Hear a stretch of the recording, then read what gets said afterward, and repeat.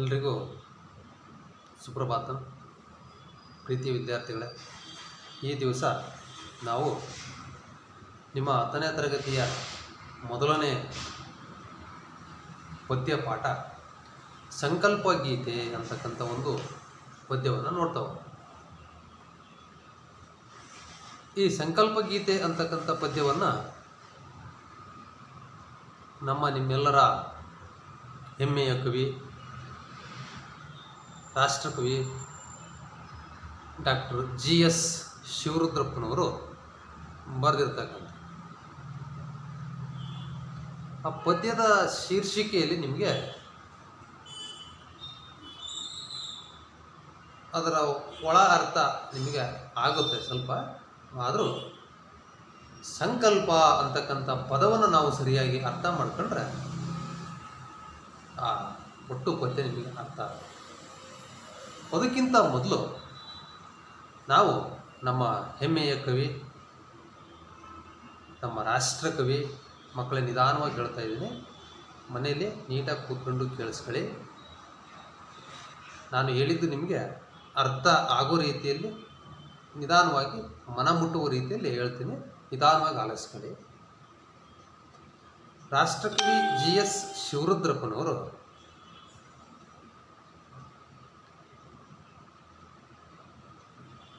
ಪೂರ್ಣ ಹೆಸರು, ಅವರ ಪೂರ್ಣ ಹೆಸರು ಗುಗ್ಗರಿ ಶಾಂತವೀರಪ್ಪ ಶಿವರುದ್ರಪ್ಪ. GS ಶಿವರುದ್ರಪ್ಪ ಇವರ ಪೂರ್ಣ ಹೆಸರು ಗುಗ್ಗರಿ ಶಾಂತವೀರಪ್ಪ ಶಿವರುದ್ರಪ್ಪ. ಇವರು ಹುಟ್ಟಿರ್ತಕ್ಕಂಥದ್ದು ಇವರ ಜನನ ಕಾಲ ಕ್ರಿಸ್ತ ಶಕ 1926.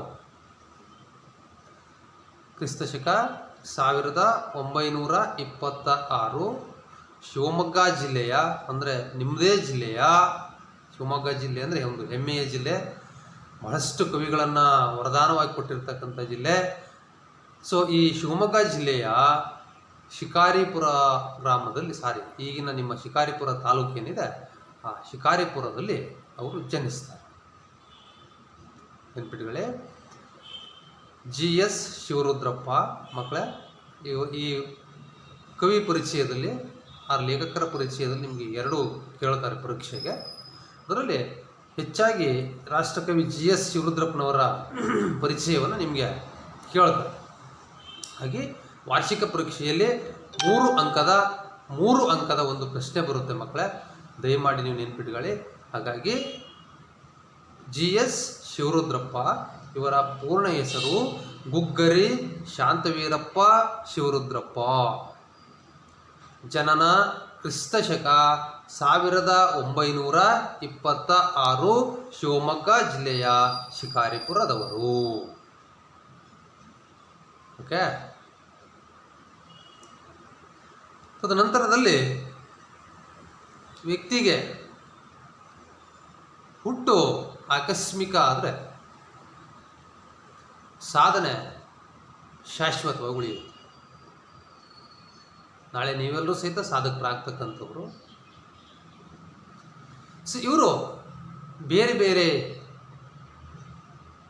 ನಗರಗಳಲ್ಲಿ, ಬೇರೆ ಬೇರೆ ವಿಶ್ವವಿದ್ಯಾಲಯಗಳಲ್ಲಿ ಸೇವೆಯನ್ನು ಸಲ್ಲಿಸ್ತಾರೆ. ಎಲ್ಲೆಲ್ಲಿ ಇವರು ಸೇವೆಯನ್ನು ಸಲ್ಲಿಸಿದರು ಮಕ್ಕಳೇ? ಬೆಂಗಳೂರು,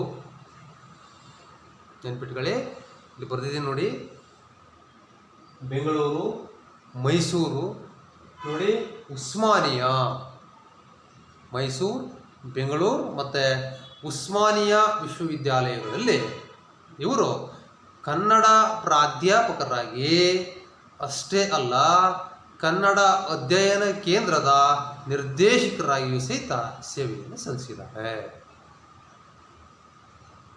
ಎಲ್ಲೆಲ್ಲಿ? ಮೈಸೂರು, ಬೆಂಗಳೂರು ಹಾಗೂ ಉಸ್ಮಾನಿಯಾ ವಿಶ್ವವಿದ್ಯಾಲಯಗಳಲ್ಲಿ ಕನ್ನಡ ವಿಷಯದ ಪ್ರಾಧ್ಯಾಪಕರಾಗಿ, ಹಾಗೆಯೇ ಕನ್ನಡ ಅಧ್ಯಯನ ಕೇಂದ್ರದ ನಿರ್ದೇಶಕರಾಗಿ ಸೇವೆಯನ್ನು ಸಲ್ಲಿಸಿದ್ದಾರೆ.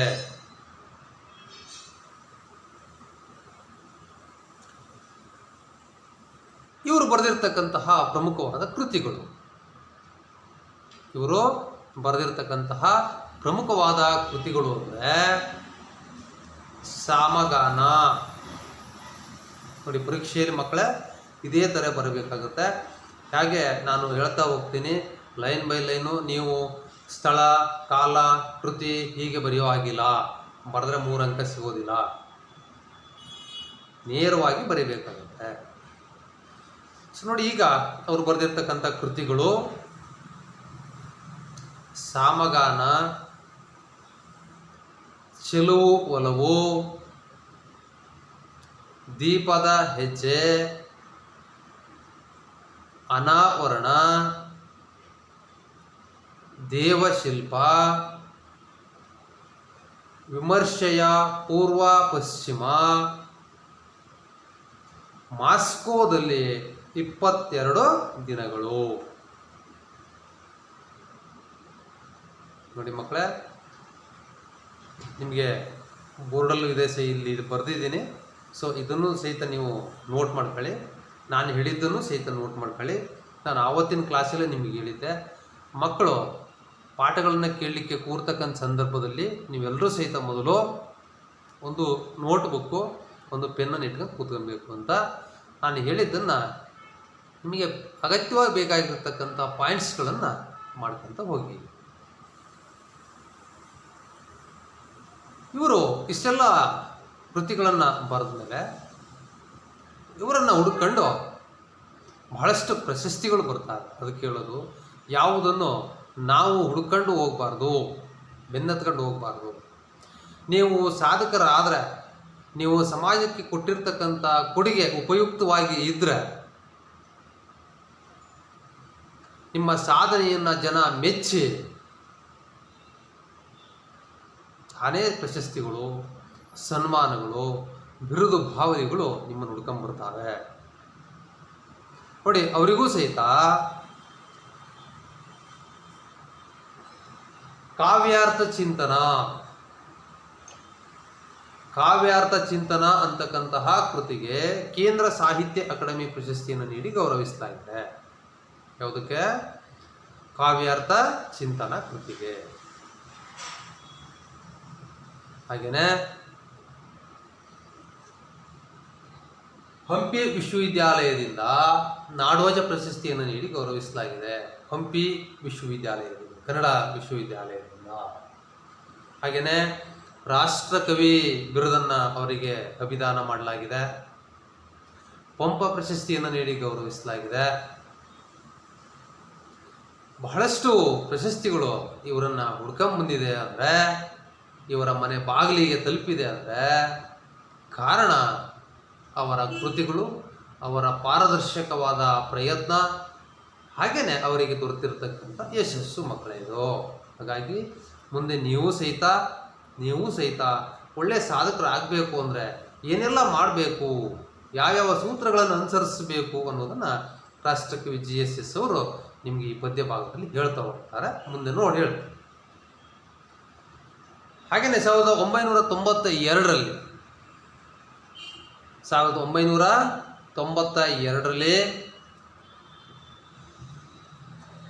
ದಾವಣಗೆರೆಯಲ್ಲಿ, ನಿಮ್ಮ ಪಕ್ಕದ ಜಿಲ್ಲೆ ದಾವಣಗೆರೆಯಲ್ಲಿ 61ನೇ ಅಖಿಲ ಭಾರತ ಕನ್ನಡ ಸಾಹಿತ್ಯ ಸಮ್ಮೇಳನ ನಡೆಯುತ್ತೆ. ಆ ಕನ್ನಡ ಸಾಹಿತ್ಯ ಸಮ್ಮೇಳನದಲ್ಲೂ ಸಹಿತ ಶ್ರೀಯುತರು ಭಾಗವಹಿಸಿದ್ದಾರೆ. ಇಷ್ಟು ನಿಮಗೆ ಲೇಖಕರ ಪರಿಚಯ, ಕವಿಗಳ ಪರಿಚಯ.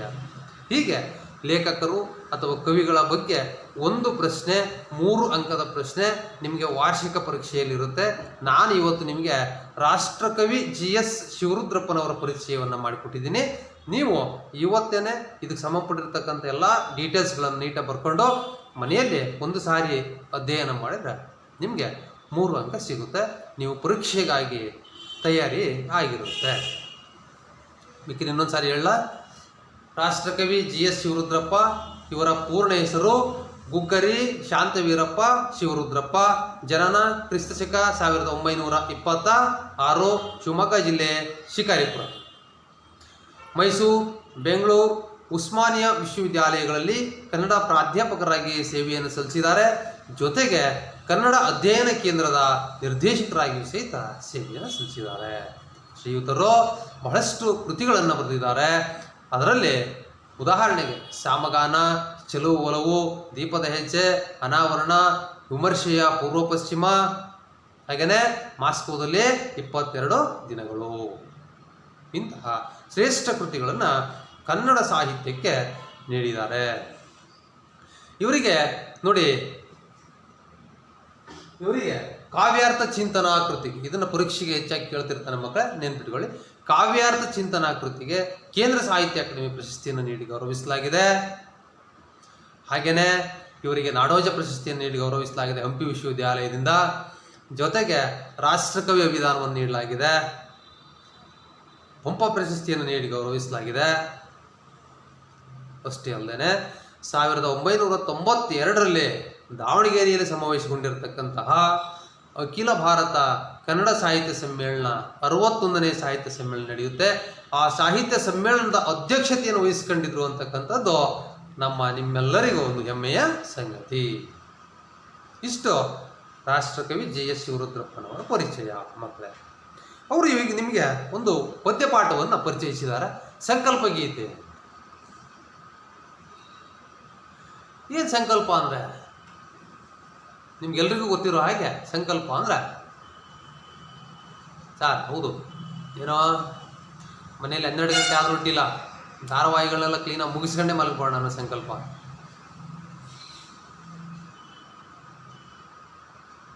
ಅದು ಸಂಕಲ್ಪ ಅಲ್ಲ.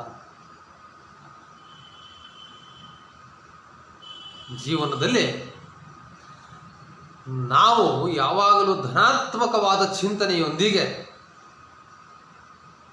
ಮುಂದೆ ಸಾಧಿಸುವ ಒಂದು ಗುರಿಯನ್ನು ತಲುಪಲಿಕ್ಕೆ, ನಮ್ಮಲ್ಲಿರ್ತಕ್ಕಂಥ ಜೀವನದ ಗುರಿಯನ್ನು ತಲುಪಲಿಕ್ಕೆ ಏನೇ ಅಡೆತಡೆಗಳು ಬಂದರೂ ಸಹಿತ ಯಾವುದಕ್ಕೂ ಬಗ್ದೇನೆ, ಯಾವುದೇ ಅಡೆತಡೆಗಳಿಗೆ ನಾವು ಹೆದರದೇನೆ ನಾವು ತಲುಪಬೇಕಾದಂತಹ ಗುರಿಯನ್ನು ತಲುಪಲಿಕ್ಕೆ ಬೇಕಾದಂತಹ ಒಂದು ದೃಢ ನಿಶ್ಚಯ,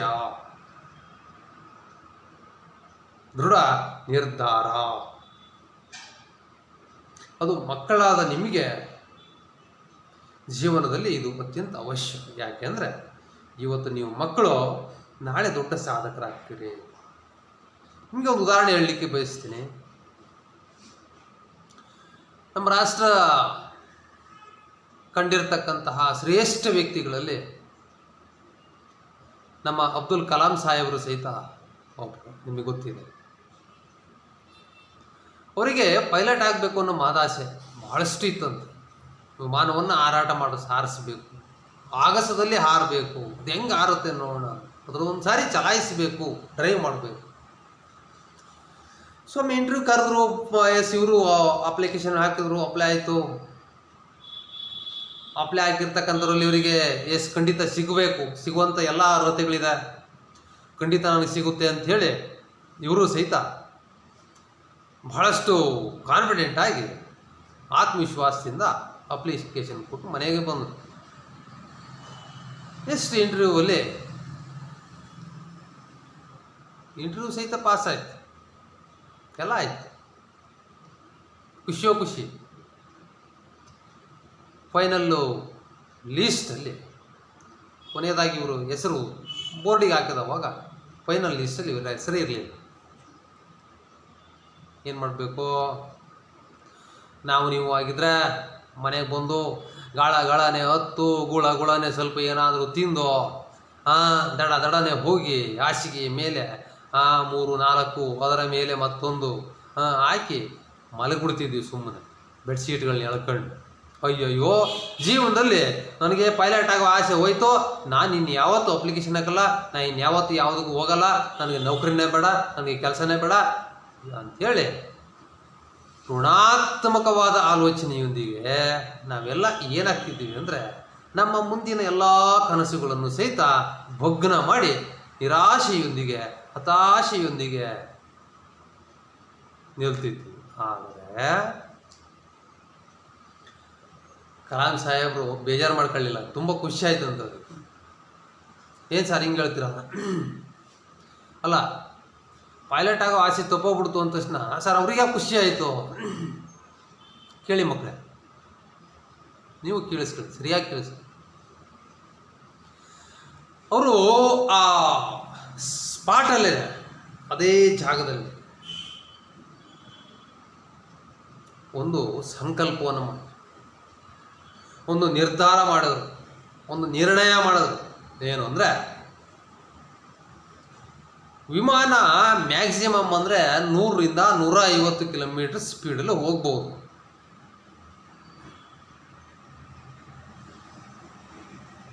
ಆದರೆ ವಿಮಾನಕ್ಕಿಂತಲೂ ವೇಗವಾಗಿ ಓಡೋದನ್ನು ನಾನು ಸ್ವತಃ ಕಂಡುಹಿಡಿಬೇಕು.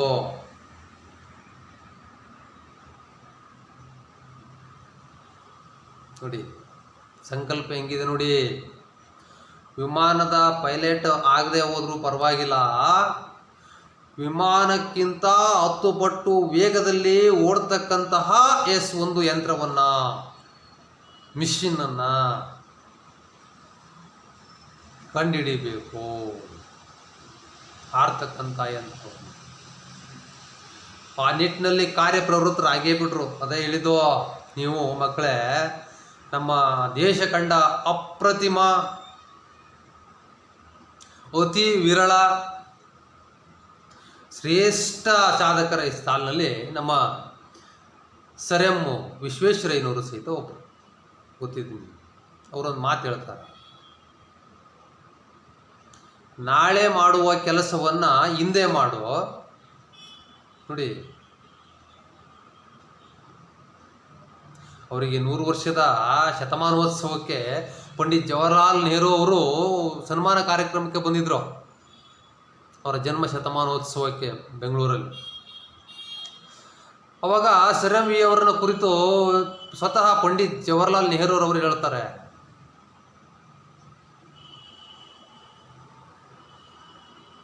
ಭಾರತೀಯರಾದ ನಾವು ಹೆಚ್ಚು ಮಾತನಾಡುವವರು, ಕಡಿಮೆ ಕೆಲಸ ಮಾಡುವವರು. 100% ನಾವು ಮಾತಲ್ಲೇ ಮನೆ ಕಟ್ಟಿಬಿಡ್ತೀವಿ. ಮಾತೇ ಮಾಡಿಕ್ಕೆ ನಮಗೆ ಯೋ ಯೋ ಯೋ ಯೋ ಯೋ ಅಲ್ವಾ? ಕ್ಲಾಸಲ್ಲಿ ಇದ್ದಿದ್ರೆ ಈಗ ಸುಮ್ ಕೂತ್ಕೊಡ್ರೋ ಯಾಕಯ್ಯ ಅಂತಂದ್ರೆ ಮೇಸ್ಟ್ರಿಗೆ ಸುಸ್ತಾಗ್ತಿತ್ತು, ಹಂಗೆ ಮಾಡ್ತಿತ್ತು ಅಲ್ವಾ? ಇಲ್ಲ, ನಮ್ಮ ಮಕ್ಕಳು ನೀವು ಹಾಗೆ ಮಾಡೋರಲ್ಲ, ತುಂಬ ಸೈಲೆಂಟಾಗಿ ಪಾಠ ಕೇಳ್ತೀರಿ. ನಂಬಿಕೆ ಇದೆ ನಮಗೆ. ಕೇಳಿ, ಅವ್ರು ಹೇಳ್ತಾರೆ, ಪಂಡಿತ್ ಜವಾಹರ್ಲಾಲ್ ನೆಹರು ಅವರು,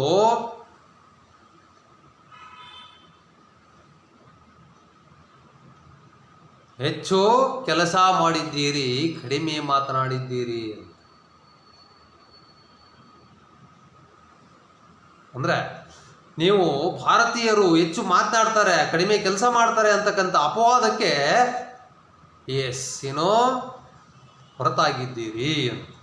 ಹೀಗೆ ಸರ್ ಎಂ ವಿ ಅವರು ಹೇಳೋದು ಅದನ್ನೇ. ನಾಳೆ ಮಾಡುವ ಕೆಲಸವನ್ನು ಹಿಂದೆ ಮಾಡು, ಇಂದು ಮಾಡುವ ಕೆಲಸವನ್ನು ಈಗಲೇ ಮಾಡು. ಇಂದು ಮಾಡೋ ಕೆಲಸವನ್ನು ಈಗಲೇ ಮಾಡು ಅಂತಹ ಶ್ರೇಷ್ಠ ವ್ಯಕ್ತಿಗಳು ನಮಗೆ ಸಿಗೋದು ಕಷ್ಟ. ಯಾಕೆಂದರೆ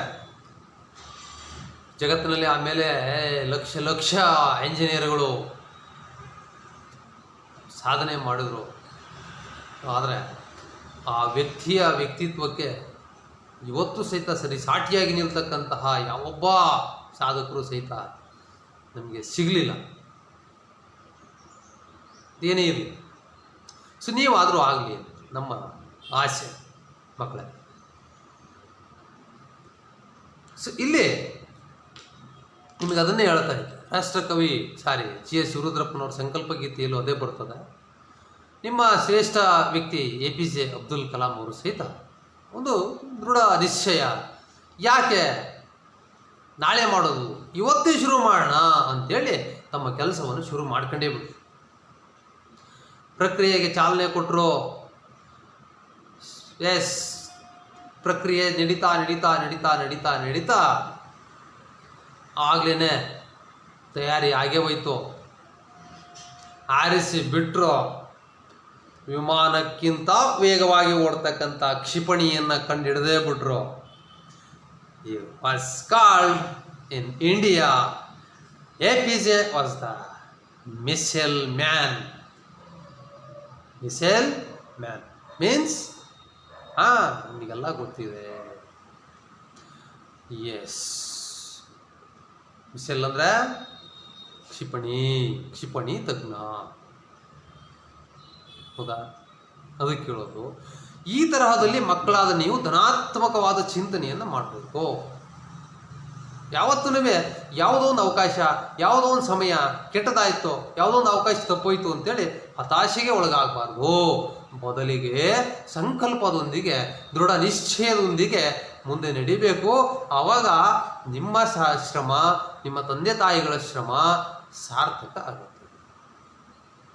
ಆ ಸಾರ್ಥಕತೆಯೇ ಸಂಕಲ್ಪ. ಸಾರ್ಥಕತೆಯೇ ಸಂಕಲ್ಪ. ಇಲ್ಲಿ ನಿಮ್ಗೆ ಇನ್ನೂ ಕೆಲವು ಉದಾಹರಣೆಗಳು ಹೇಳಬೇಕು ಅಂದರೆ, ಈ ದೇಶಕ್ಕೆ ಸ್ವಾತಂತ್ರ್ಯವನ್ನು ತಂದು ಕೊಡಬೇಕು. Give A drop of blood, I will give the freedom. ನೀವು ಒಂದು ಹನಿ ರಕ್ತವನ್ನು ಕುಡಿ, ಭಾರತೀಯರೇ ಒಂದು ಹನಿ ರಕ್ತವನ್ನು ಕುಡಿ, ನಾನು ನಿಮಗೆ ಸ್ವಾತಂತ್ರ್ಯವನ್ನು ತಂದು ಕೊಡ್ತೀನಿ ಅಂತಕ್ಕಂತಹ ನಮ್ಮ ಸ್ವಾತಂತ್ರ್ಯ ಹೋರಾಟಗಾರರು ಸುಭಾಷ್ ಚಂದ್ರ ಬೋಸ್ ಅವರ ಒಂದು ಸಂಕಲ್ಪ.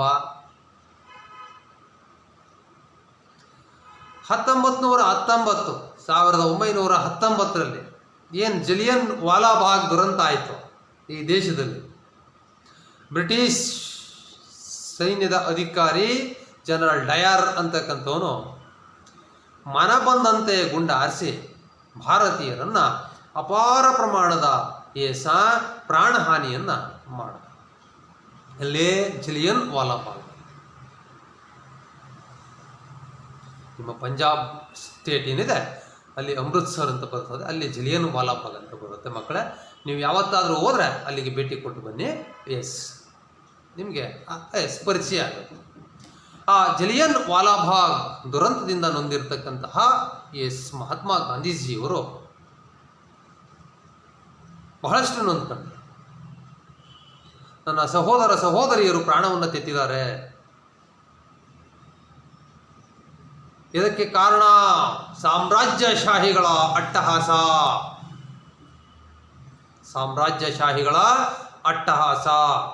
ಹಾಗಾಗಿ ಈ ಅಟ್ಟಹಾಸಕ್ಕೆ ಮಟ್ಟ ಹಾಕಲೇಬೇಕು ಅನ್ನೋ ದೃಢ ಸಂಕಲ್ಪವನ್ನು ಮಾಡಿ, ಈ ಪ್ರಾಣ ಹೋದರೂ ಪರವಾಗಿಲ್ಲ, ಪ್ರಾಣವನ್ನು ಲೆಕ್ಕಿಸ್ತೇನೆ, ಸುಮಾರು 28 ವರ್ಷಗಳ ಕಾಲ ಈ ದೇಶದ ಸ್ವಾತಂತ್ರ್ಯ ಹೋರಾಟದ ಮುಂದಾಳವಾಗಿ ನಾಯಕತ್ವವನ್ನು ವಹಿಸಿಕೊಂಡು ಫೈನಲಿ 1947 ಆಗಸ್ಟ್ 15 ಸ್ವಾತಂತ್ರ್ಯವನ್ನು ತಂದು ಕೊಡುವವರೆಗೂ ಸಹಿತ ಅವಿರತವಾದಂಥ ಹೋರಾಟವನ್ನು ಮಾಡಿದ್ರು. ಮಕ್ಕಳೇ,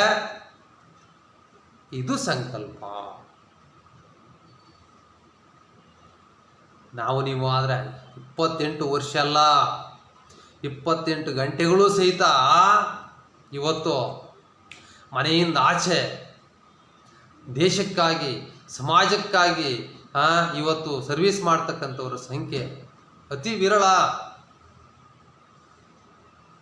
ಎಲ್ಲ ಸಂಸಾರದ ಜಂಜಾಟಗಳಲ್ಲಿ ತಮ್ಮದೇ ಆದಂಥ ಜೀವನ ನಿರ್ವಹಣೆಯಲ್ಲಿ ಇವತ್ತು ಜನರೆಲ್ಲ ಕಷ್ಟವನ್ನು ಅನುಭವಿಸ್ತಾ ಇದ್ದಾರೆ, ಗೊತ್ತಿದೆ. ಆದರೆ ಸತತವಾದ 28 ವರ್ಷವೂ ಸಹಿತ ಬ್ರಿಟಿಷರನ್ನು ಧೈರ್ಯದಿಂದ ಎದುರಿಸಿ ಕೊನೆಗೂ ಸಹಿತ ಅವರನ್ನು ಇಲ್ಲಿಂದ ಓಡಿಸುವಲ್ಲಿ ಯಶಸ್ವಿಯಾದರು. ಅದನ್ನು ನಾವು ಒಂದು ಸಂಕಲ್ಪ ಅಂತ ಅರ್ಥ ಆಯ್ತಾ? ಸಂಕಲ್ಪ ಅಂದರೆ ನೋಡಿ, ಮಕ್ಕಳಾದ ನಿಮಗೆ ಗುರುಗಳಾದ ನಮ್ಮಂಥವ್ರು ಇದ್ದೀವಿ. ಒಬ್ಬ ಗುರು ಬೆನ್ನ ಹಿಂದೆ ಇದ್ರೆ, ಗುರಿ ನಮ್ಮ ಮುಂದೆ ಇದ್ರೆ, ನೋಡಿ, ಬೆನ್ನ ಹಿಂದೆ ಗುರು, ನಮ್ಮ ಮುಂದೆ ಗುರಿ, ಈ ಎರಡಿದ್ರೆ ನೀವು ಎಂತಹ ಸಂಕಲ್ಪವನ್ನು ಮಾಡಿದರೂ ಸಹಿತ ನೀವು ಆ ಗುರಿಯನ್ನು, ಆ ಸಂಕಲ್ಪವನ್ನು ಮುಟ್ಟಬಹುದು, ಸಾರ್ಥಕತೆಯನ್ನು ಪಡಿಬೋದು.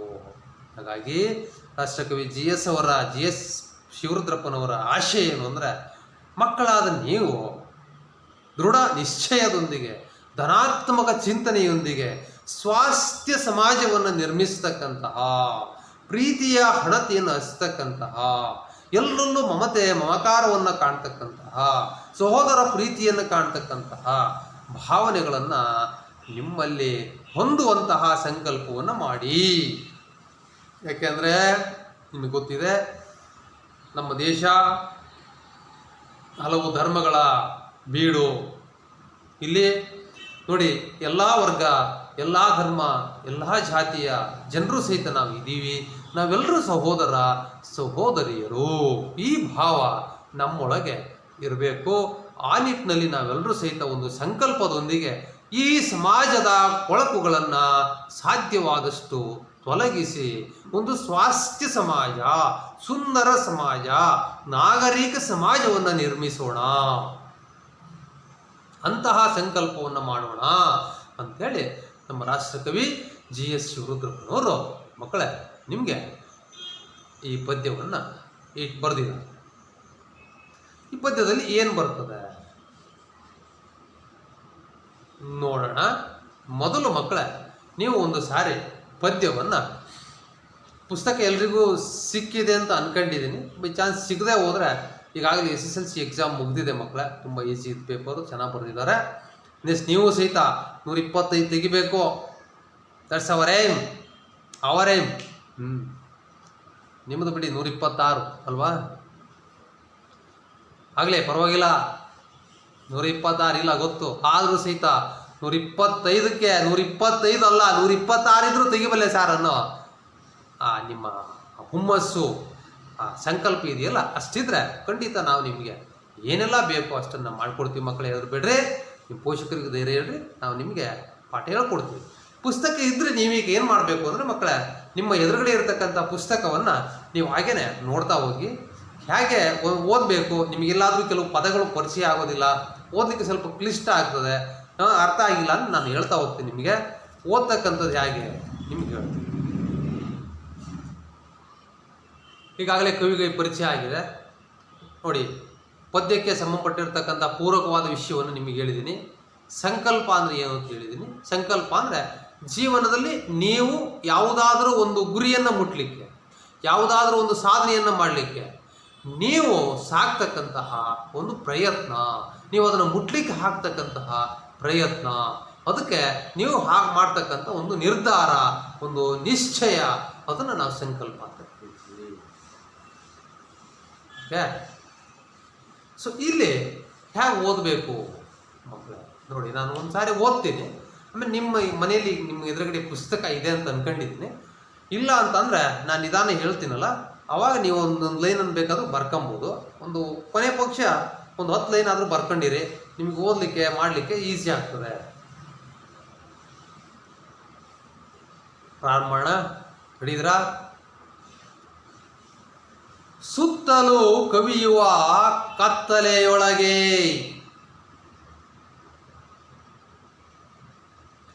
ಸುತ್ತಲೂ ಕವಿಯುವ ಕತ್ತಲೆಯೊಳಗೆ ಪ್ರೀತಿಯ ಹಣತೆಯ ಹಚ್ಚೋಣ.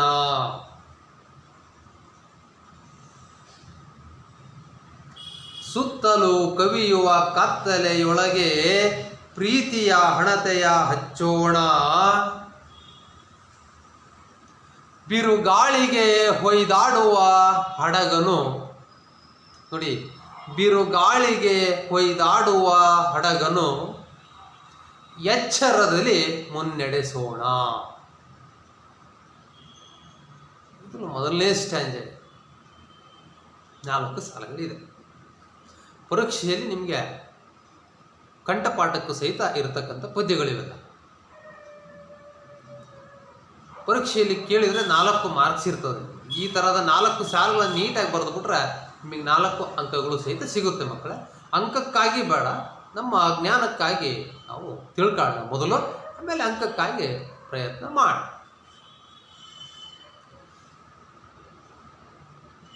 ಪುಸ್ತಕ ಇಲ್ಲ ಅಂದರೆ ಬರ್ಕೊಳ್ಳಿ, ಪುಸ್ತಕ ಬರ್ತದೆ ಮಕ್ಕಳು, ಸಿಗ್ತದೆ ನಿಮ್ಗೆ ಎಲ್ರಿಗೂ.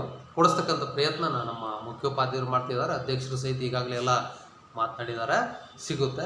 ಬೈ ಚಾನ್ಸ್ ಸಿಕ್ಕಿಲ್ಲ ಅಂದರೆ ನಾನು ಹೇಳ್ತಕ್ಕಂಥ ಸಾಲುಗಳನ್ನು ನಿಧಾನಕ್ಕೆ ಬರ್ಕೊಂತ ಹೋಗಿ. ನೋಡಿ, ಒಂದು ಪದ್ಯ ಭಾಗ 1 ಸಂಕಲ್ಪ ಗೀತೆ ಅಂತ, ಕವಿ GS ಶಿವರುದ್ರಪ್ಪ. ಪದ್ಯ ಪ್ರಾರಂಭ ಆಗ್ತಾ ಇದೆ, ಓದ್ತಾ ಹೋಗ್ತೀನಿ ನೋಡಿ. ಸುತ್ತಲೂ ಕವಿಯುವ ಕತ್ತಲೆಯೊಳಗೆ ಪ್ರೀತಿಯ ಹಣತೆಯ ಹಚ್ಚೋಣ,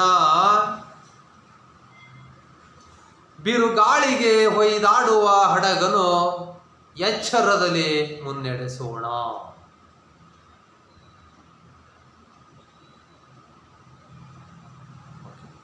ಎಚ್ಚರದಲ್ಲಿ ಮುನ್ನಡೆಸೋಣ.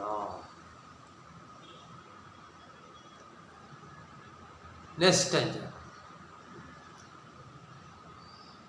ಕಲುಷಿತವಾದಿ ನದಿ ಜಲಗಳಿಗೆ ನೋಡಿ, ಕಲುಷಿತವಾದಿ ನದಿ ಜಲಗಳಿಗೆ ಮುಂಗಾರಿನ ಮಳೆ ಆಗೋಣ.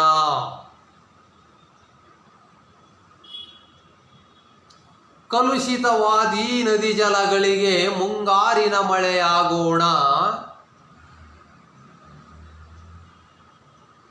ಬರಡಾಗಿರುವಿ ಕಾಡು ಮೇಡುಗಳ ವಸಂತವಾಗುತ್ತಾ ಮುಟ್ಟೋಣ.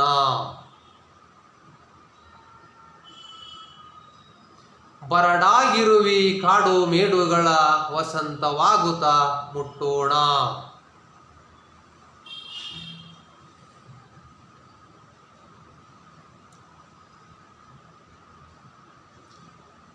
ಬಿದ್ದುದನ್ನು ಮೇಲೆಬ್ಬಿಸಿ ನಿಲ್ಲಿಸಿ, ಬಿದ್ದುದನ್ನು ಮೇಲೆಬ್ಬಿಸಿ ನಿಲ್ಲಿಸಿ ಹೊಸ ಭರವಸೆಗಳ ಕಟ್ಟೋಣ. ಬಿದ್ದುದನ್ನು ಮೇಲೆಬ್ಬಿಸಿ ನಿಲ್ಲಿಸಿ ಹೊಸ ಭರವಸೆಗಳ ಕಟ್ಟೋಣ. ಮನುಜರ ನಡುವಣ ಅಡ್ಡ ಗೋಡೆಗಳ, ಮನುಜರ ನಡುವಣ ಅಡ್ಡ ಗೋಡೆಗಳ ಕೆಡುವುತ ಸೇತುವೆ ಆಗೋಣ. ಮನುಜರ ನಡುವಣ ಅಡ್ಡ ಗೋಡೆಗಳ ಕೆಡುವುತ ಸೇತುವೆಯಾಗೋಣ.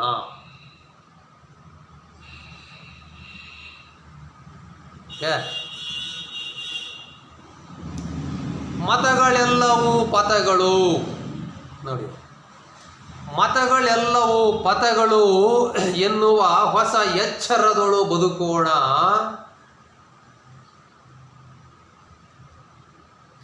ಮತಗಳೆಲ್ಲವೂ ಪಥಗಳು ಎನ್ನುವ ಹೊಸ ಎಚ್ಚರದೊಳು ಬದುಕೋಣ.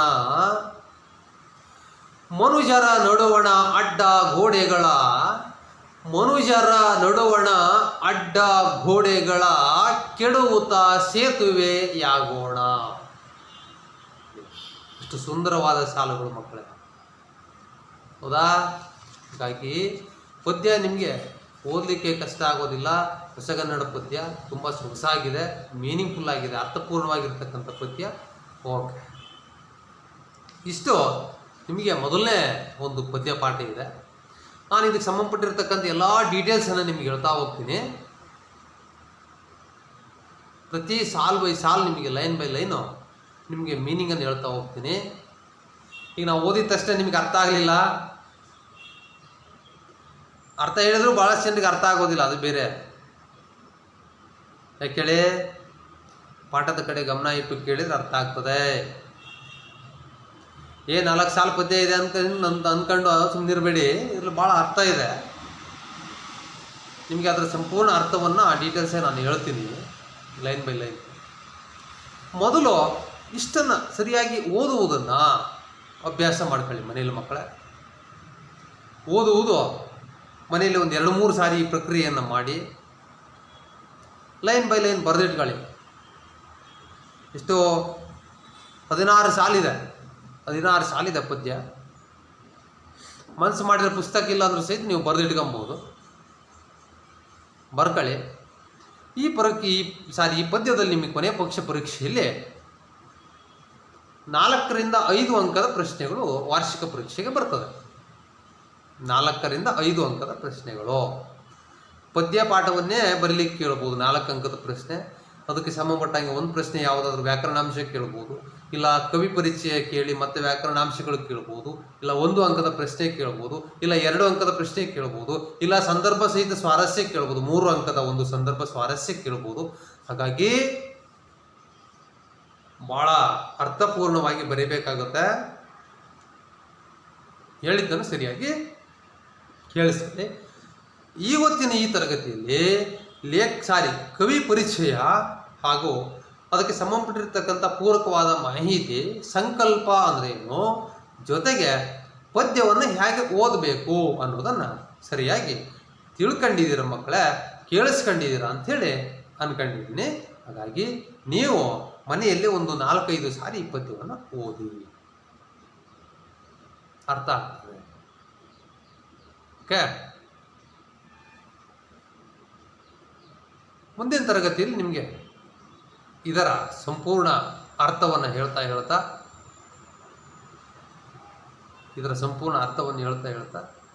ಪದಕ್ಕೆ ಸಂಬಂಧಪಟ್ಟಿರತಕ್ಕಂತಹ ಭಾಳಷ್ಟು ಏನನ್ನ ಪ್ರಶ್ನೆ ಉತ್ತರ ಮಾಹಿತಿಯನ್ನು ತಿಳಿತಾ ಹೋಗೋಣ.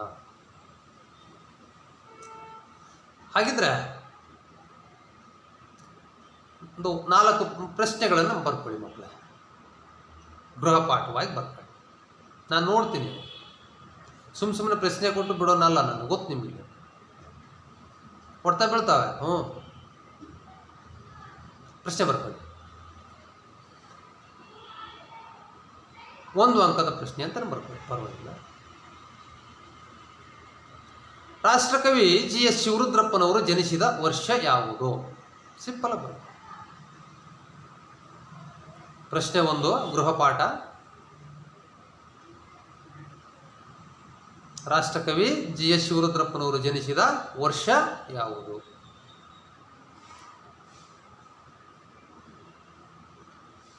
ಯಾವ ಕೃತಿಗೆ ಕೇಂದ್ರ ಸಾಹಿತ್ಯ ಅಕಾಡೆಮಿ ಪ್ರಶಸ್ತಿಯನ್ನು ನೀಡಿ ಗೌರವಿಸಲಾಗಿದೆ?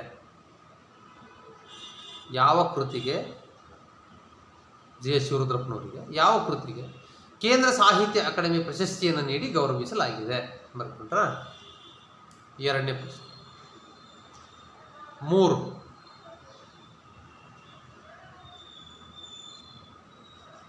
ಸಾಕು, 2 ಸಾಕಾ? 2 ಅಂಕದ ಪ್ರಶ್ನೆಗಳು ಬರ್ತಾರೆ. 2 ಅಂಕ. ಡಾಕ್ಟರ್ GS ಶಿವರುದ್ರಪ್ಪನವರ ಪ್ರಮುಖವಾದಂತಹ ಕೃತಿಗಳು ಯಾವುವು? 2 ಅಂಕಕ್ಕೆ ಬರ್ತಾರೆ. ಡಾಕ್ಟರ್ ಶಿವರುದ್ರಪ್ಪನವರ ಬರೆದಿರ್ತಕ್ಕಂತಹ ಪ್ರಮುಖವಾದ ಕೃತಿಗಳು ಯಾವುದು? ಕೃತಿಗಳ ಬಗ್ಗೆ ಬರ್ತದೆ. ಎಷ್ಟಿದಾವೆ ಅಷ್ಟನ್ನು ಬರೀಬೇಕು. ನಾನು ಹೇಳಿದ್ದೀನಿ ನಿಮಗೆ, ಸಾಮಗಾನ, ಚೆಲುವು ಒಲವು, ದೀಪದ ಹೆಜ್ಜೆ, ಅನಾವರಣ, ದೇವಶಿಲ್ಪ, ವಿಮರ್ಶೆಯ ಪೂರ್ವ ಪಶ್ಚಿಮ, ಹಾಗೆಯೇ ಮಾಸ್ಕೋದಲ್ಲೇ 22 ದಿನಗಳು, ಎಲ್ಲ ಅಂಶಗಳನ್ನು ಬರೆಯುವಾಗ ವಾಕ್ಯ ಅಪೂರ್ಣವಾಗಿ ಬರೆಯಿರಿ. ರಾಷ್ಟ್ರಕವಿ GS ಶಿವರುದ್ರಪ್ಪನವರು ಬರೆದಿರತಕ್ಕಂತಹ ಪ್ರಮುಖವಾದ ಕೃತಿಗಳೆಂದರೆ ಅಂತ ಬರೆದು ಈ ಕೃತಿಗಳ ಹೆಸರು ಬರೀಬೇಕು. ನೆಕ್ಸ್ಟ್, GS ಶಿವರುದ್ರಪ್ಪನವರಿಗೆ 2 ಅಂಕದ ಪ್ರಶ್ನೆಯನ್ನು ಇನ್ನೊಂದು ಬರ್ತದೆ.